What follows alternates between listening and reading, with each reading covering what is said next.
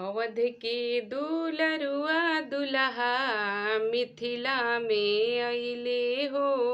अवध के दुलरुआ दुल्हा मिथिला में अइले हो। मिथिला के अनुपम छवि के देखी के लोभैले हो। मिथिला के अनुपम छवि के देखी के लोभैले हो। अवध के दुलरुआ दुल्हा मिथिला में अइले हो। अवध के दुलरुआ दुल्हा मिथिला में अइले हो। मिथिला के अनुपम छवि के देखी के लोभैले हो। मिथिला के अनुपम छवि के अपने से अइले बिना खोजले भेटैले हो। अपने से अइले बिना खोजले भेटैले हो। पैदल उघारे गोड़े पैदल उघारे गोड़े गली गली बौअइले हो। पैदल उघारे गोड़े गली गली बौअइले हो। मिथिला के अनुपम छवि के देखी के लोभैले हो। मिथिला के अनुपम छवि के देखी के लोभैले हो।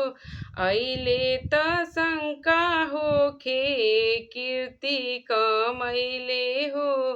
अइले त शंका होखे कीर्ति कमैले हो। सिया के मुख चंद्र पर चकोर बनी गइले हो। सिया के मुख चंद्र पर चकोर बनी गइले हो। मिथिला के अनुपम छवि के देखी के लोभैले हो। मिथिला के अनुपम छवि के देखी के लोभैले हो। बाहर सबके ठगले इहवा अपने ठगैले हो। बाहर सबके ठगले इहवा अपने ठगैले हो। सुघरन के अगुआ इहवा सुघरन के अगुआ इहवा सिया से पिछुअइले हो। सुघरन के अगुआ इहवा सिया से पिछुअइले हो। मिथिला के अनुपम छवि के देखी के लोभैले हो। मिथिला के अनुपम छवि के देखी के लोभैले हो। अवध के दुलरुआ दुल्हा मिथिला में अइले हो। अवध के दुलरुआ दुल्हा मिथिला में अइले हो।